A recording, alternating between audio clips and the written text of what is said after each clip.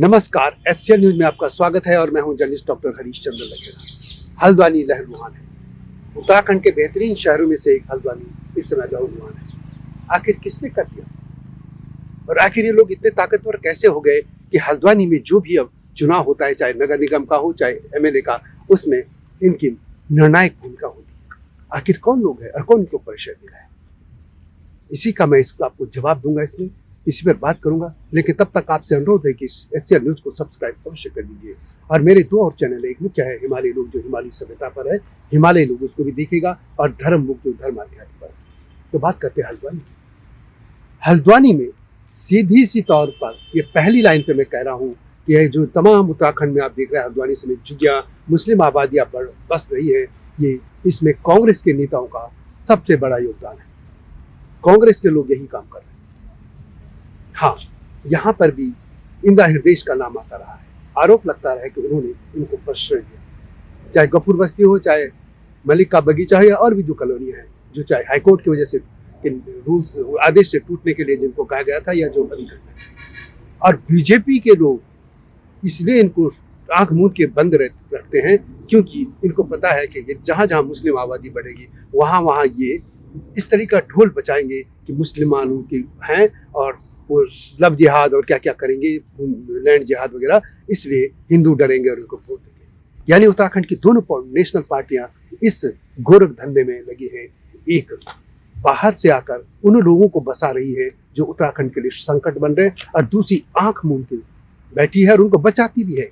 यदि ऐसा ना होता तो उत्तराखंड की सरकार ने, जब कोर्ट ने कहा कि नदियों के नालों पर जिन्होंने अवैध कब्जे किए हैं देहरादून और आसपास पूरे उत्तराखंड में, उनको हटाओ, तो वो बिल नहीं लाती। जी हाँ, अब बात करते हैं आखिर ये लोग कौन है। ये लोग, कहानी लंबी है। 1880 में ट्रेन आई थी हल्द्वानी, और जैसे कि पूरे भारत में रेलवे ट्रेन के लाइन पे जो भी है, लाइन में ट्रैक, उसके आसपास झुग्गियाँ बस जाती है, यहाँ भी बसनी शुरू हुई। पहले टेंट में बसे, फिर लोग बसते चले गए, और यहाँ के जो पॉलिटिशियन थे उनको आंख मूंद के रहे, बसते चले गए। इसके बाद सबसे बड़ी तेजी आई उत्तराखंड राज्य बनने के बाद। उत्तराखंड राज्य जब बना तो उत्तराखंड राज्य के समय आपको जो मैं फिगर दे रहा हूँ, आप देखेंगे कि हल्द्वानी की आबादी जो मुस्लिम आबादी थी 2001 में, यानी 9 नवंबर 2000 को राज्य बना, और 2001 की जो जनगणना थी उसमें 16.15 आबादी मुस्लिम आबादी थी। 2011 में ये होगी 18.55, और चूंकि 2021 में कोविड की वजह से जनगणना नहीं हुई, लेकिन ये सरकार के ही आंकड़े, सरकारी आंकड़े, एक रिपोर्ट वो देखते हैं, इस पैटर्न होता है कि कितनी आबादी होगी। इस समय माना जा रहा है कि हल्द्वानी में अकेले जो हल्द्वानी शहर है, जिसमें हल्द्वानी भी है और आगे काठगोदाम जो पूरा महानगर, उसमें करीब 32%, 32% मुस्लिम आबादी है। ये समझिए कि 20 साल में दोगुने आबादी बढ़ी। अब परसेंटेज में कितना होगा आप देख लीजिए। ये आबादी क्यों बढ़ी, कैसे बढ़ती चली, इसमें पूरी तरह से आरोप आता है इंदिरा हृदय पे, जो कि यहाँ की ताकतवर बनती रही है और पीलीभीत मूल की थी। वैसे एक अगली वीडियो वहीं पे आ रही है अलग से, अभी मैं बात करूंगा। तो 1880 में यहाँ पे ये लोग बसने शुरू हो गए थे। उसके बाद लोग आंख मूंदते रहे यहाँ। उसके बाद सब लोग, ये जैसे कि सभी पॉलिटिकल पार्टी में होता है, अपने वोट के लिए वहाँ पे बिजली भी दे दी, पानी भी दे दी, स्कूल भी खोल दिया, सब कुछ खोलते गए। और उसके बाद आज वहाँ पे लगभग 50-60 हजार से ज्यादा आबादी अकेले गफूर बस्ती और उस इलाके में हो गई। जैसे मैंने पहले भी कहा हुआ, जब 1880 में ट्रेन आई थी, लोग आने लगे थे, तो उसके बाद जो आज का उत्तर प्रदेश है, पहले तो एक ही था उत्तराखंड उत्तर प्रदेश, तो वहाँ से तमाम लोग आने लगे थे, जो कि पीलीभीत मूल की थी इंदिरा हृदय, और उन आरोप ये है कि वो इनको प्रेशर देती रही और ये लगातार आबादी बढ़ती रही।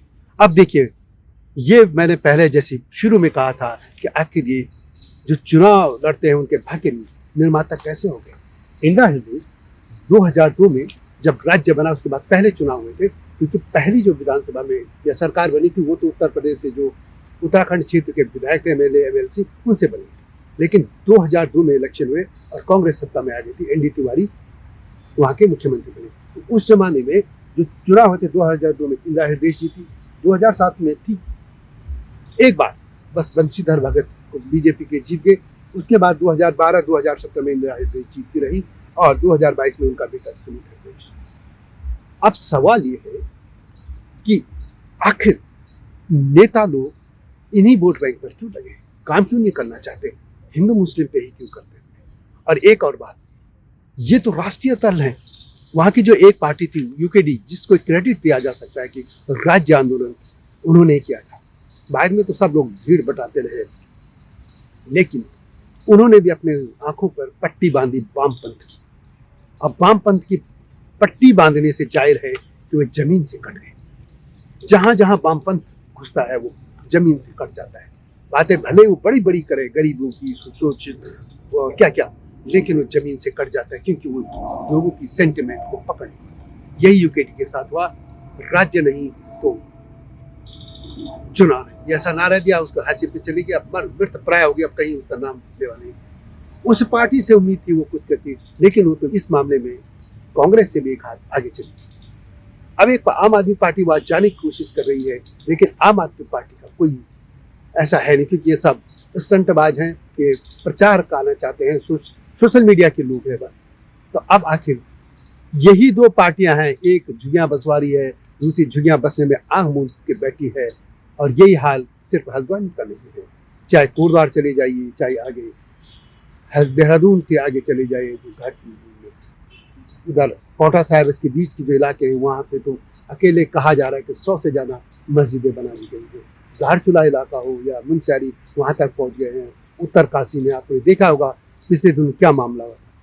इसी वजह से लव जिहाद भी हो रहा है, लैंड जिहाद भी हो रहा है। लैंड जिहाद का जो भी यदि आरोप लगाएं कि ये सब गलत है, लेकिन सरकार ने ही आखिर 400 मजारे कैसे तोड़, ये भी तो सोचने की बात है। और ये लंबे समय से हो रहा है, ऐसा नहीं है, बहुत लंबे समय से। आपको तैमूर लंग का एक किस्सा याद होगा। तैमूर लंग ने दिल्ली में को कैसे बर्बाद किया। वो लुटेरा यहाँ के हिंदुओं को मारने आया था, काफिरों को मारने आई थी, उसे कसम खाई थी और लूटते लूटते आया। तो जब दिल्ली के बाद मेरठ गया, मेरठ से हरिद्वार की तरफ गया, उसके युद्ध उधर भी हुए। तो उसके साथ जो लोग मारे गए थे हरिद्वार के सामने युद्ध में, उसमें जो उसकी जो धर्म प्रचारक लाता था कन्वर्ट करने के लिए लोगों को, वो 72 लोग मारे गए थे। और उसके साथ के लोगों को आज वहाँ पूजा जा रहा है। वीडियो आप देखिए, कल्याण पीर जिसको कहते हैं, वास्तव में तैमूर लंग के साथ आए लोग थे और उनकी झूठी कहानियां आप प्रचारित कर रहे हैं। मेरा चुनौती है, इतिहास की किताबों में आप देखिए कि तैमूर लंग के लोग मारे गए लोग थे, लेकिन आज उसमें अधिकतर उत्तराखंड के लोग जाते हैं, चाहे सहारनपुर के जाते हों, चाहे वो हरिद्वार के लोग जाते हैं, इसमें हिंदू लोग जाते हैं। अब क्या करेंगे आप लोग? यही मानसिकता की वजह से आप उत्तराखंड का जो हल्द्वानी वो लहू लुहान हो रहा है।